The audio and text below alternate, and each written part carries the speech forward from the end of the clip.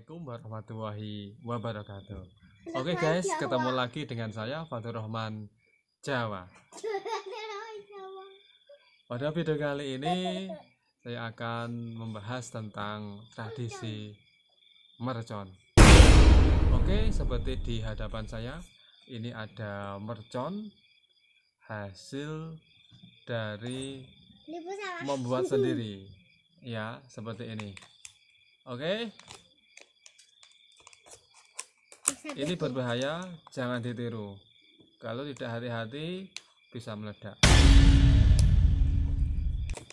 Bagaimana dengan mercon dan keseruan nyemot mercon? Ikuti video saya.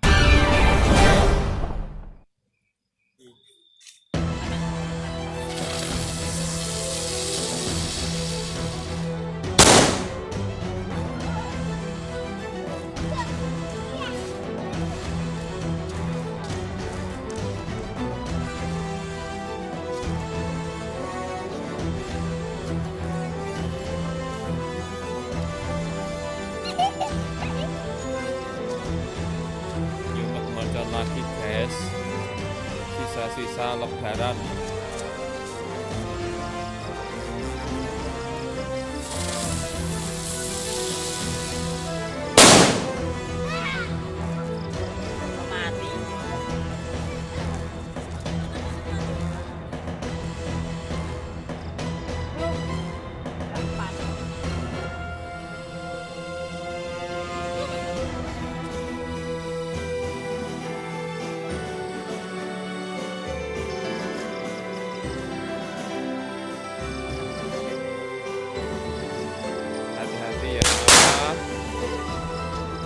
Nyemot mercon itu asik.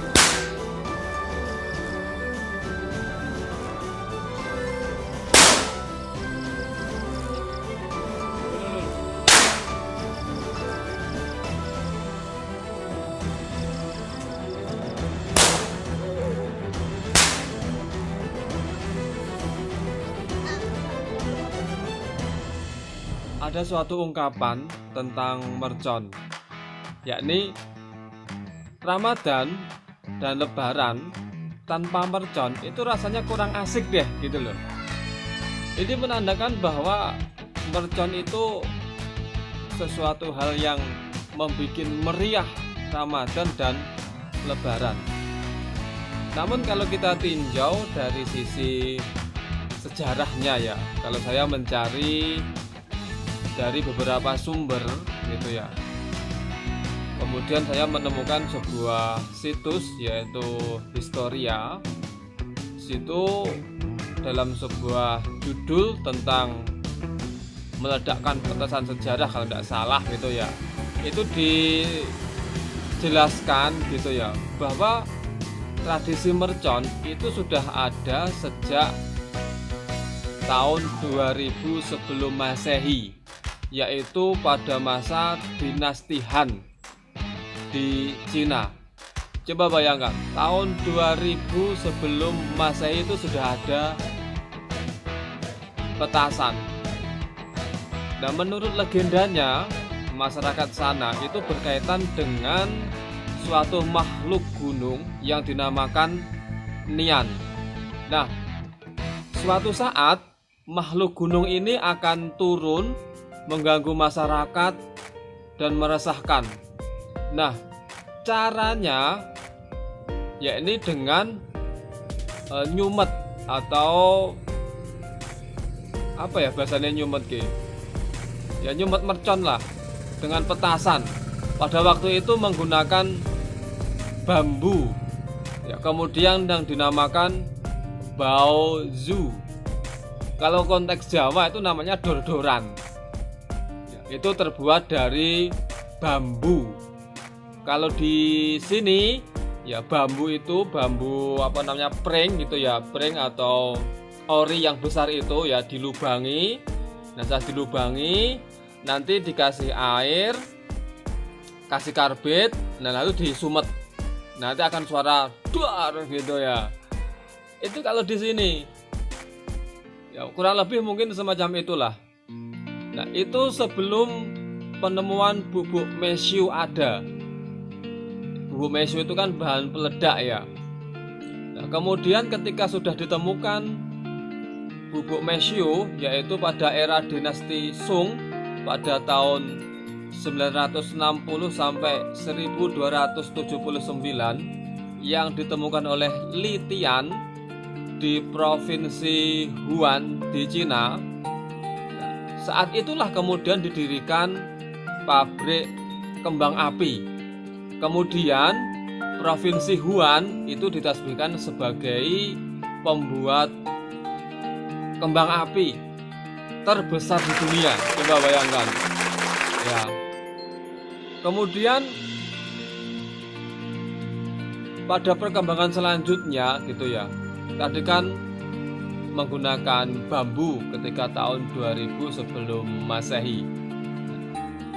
Itu kemudian bermetamorfosa itu menggunakan kertas yang digulung semacam ini. Di hadapan saya ini ada mercon ini. Ini adalah kertas yang digulung semacam ini gitu loh.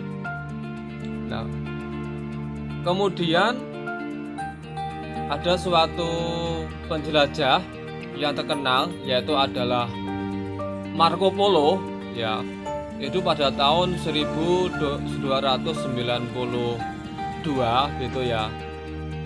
Itu ternyata ketika perjalanannya dari Cina kemudian ke Italia itu membawa petasan. Kemudian pada masa Renaissance itu kemudian mengembangkan kembang api. Kemudian Italia membuat kembang api yang lebih berwarna-warni. Seperti halnya yang kita bisa lihat hari ini yang yang selalu disumet setiap hari-hari perayaan besar lah, Lebaran, Tahun Baru dan seterusnya itu. Kalau dalam konteks Indonesia gitu ya, bagaimana petasan itu bisa sampai di Indonesia gitu kan ya? Ini kan suatu pertanyaan yang harus kita jawab gitu kan ya. Nah, kita tidak bisa dipungkiri lah, sejak zaman dulu gitu ya, Nusantara ini kan sebagai jalur sutra gitu kan, jalur perdagangan internasional lintas negara. Nah, ini tidak menutup kemungkinan gitu ya, ketika para pedagang dari Cina singgah ke Nusantara itu membawa petasan.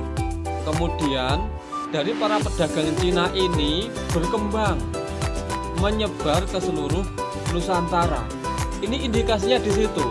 Ya walaupun mungkin belum ada bukti-bukti tertulis ya yang sahih, dan ini mungkin perlu dikaji lebih dalam lagi. Nah, ini kalau dari indikasi-indikasi itu ini sangat logis gitu loh ya, bahwa mercon itu atau petasan itu bisa sampai ke Indonesia yang dibawa oleh para pedagang dari Cina gitu loh.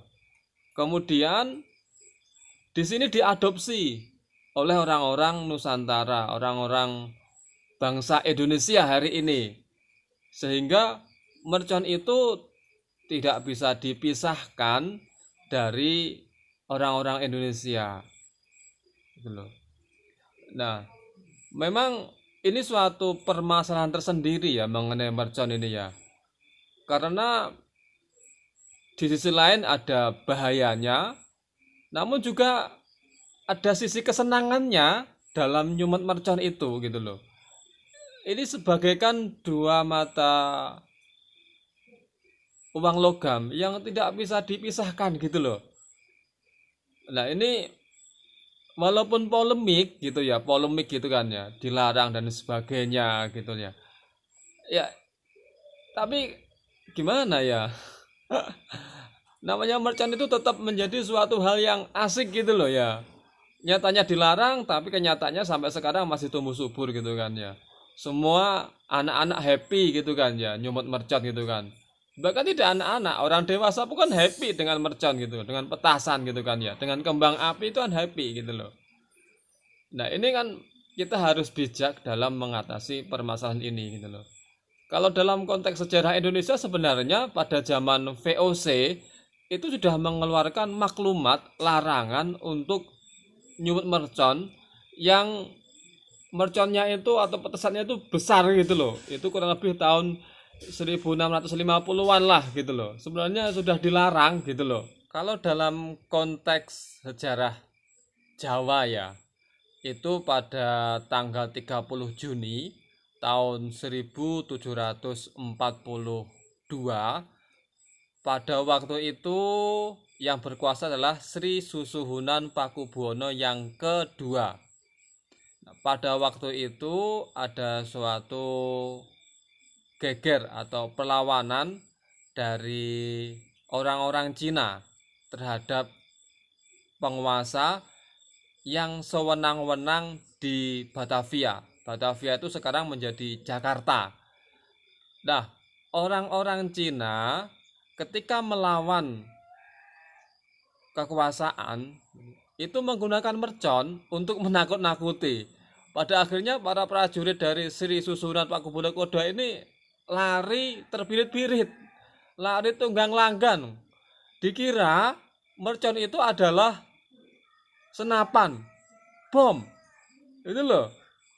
Ya. Jadi mercon itu bisa juga digunakan untuk menakut-nakuti ternyata. Itu kalau dalam konteks sejarah di Jawa. Jadi pernah digunakan oleh orang-orang Cina untuk menakut-nakuti prajurit Jawa pada waktu itu. Namun kalau dalam lintasan perpolitikan ya di Indonesia itu pada tahun 1971 itu di Jakarta. Pada waktu itu gubernurnya adalah Ali Sadikin. Nah, di Jakarta itu mengadakan pesta mercon. Menyumet mercon itu yang bertonton kalau dalam catatan sejarahnya semacam itulah. Dan itu ternyata ini mengakibatkan banyak korban nyawa maksudnya. Nah, itu tentang mercon ya, tradisi nyumet mercon. Jadi kalau kita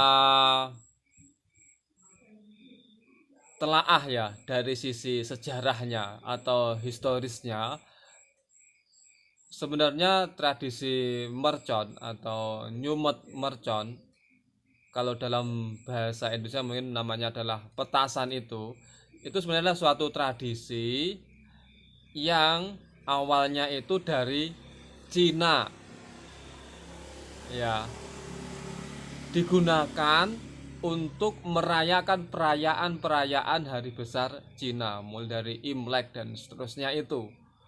Kemudian ketika mercon itu ke Jawa, ke Nusantara ini diadopsi, nah itu digunakan untuk merayakan hari-hari besar seperti Ramadan, Lebaran, apalagi tahun baru itu gitu ya. Ya tidak hanya mercon tapi lebih menggunakan kembang api itu. Nah, ini kalau saya menelusuri dari sisi sejarahnya ya, ini dalam satu perspektif ya, ini mengarah kepada sebenarnya suatu tradisi ini itu dari Cina. Ya, kita harus mengambil sesuatu hal yang baik gitu ya. Kemudian itu ya sedikit ulasan saya tentang tradisi mercon dari sisi sejarahnya. Semoga bermanfaat video ini, bisa menambah pengetahuan dan wawasan. Dan selagi kita itu harus bijak dalam nyumet mercon, kembang api, harus hati-hati. Ya, lebih baik hemat daripada uang kita dibakar. Ya, lebih baik ditabung saja. Tapi ya namanya orang seneng itu tidak bisa dibeli dengan uang. Selagi kita harus bijak. Sebagai orang tua itu harus mendampingi anak-anaknya. Ya, memberi pengetahuan, memberikan pemahaman tentang mercon, bahaya mercon. Ya, sisi positif dan negatifnya. Tidak harus menjustifikasi, ini tidak boleh, itu tidak boleh, ya. Tapi harus diberi suatu pemahaman sehingga anak itu akan mempunyai suatu pertimbangan tersendiri ketika melakukan atau menyumet mercon itu. Jadi tidak hanya nyumet saja, meriah, selesai, sudah, gitu ya. Jadi itu yang bisa saya sampaikan. Terima kasih sudah menonton video saya. Jangan lupa di like, subscribe, dan komen. Assalamualaikum warahmatullahi wabarakatuh. Salam Karahayon.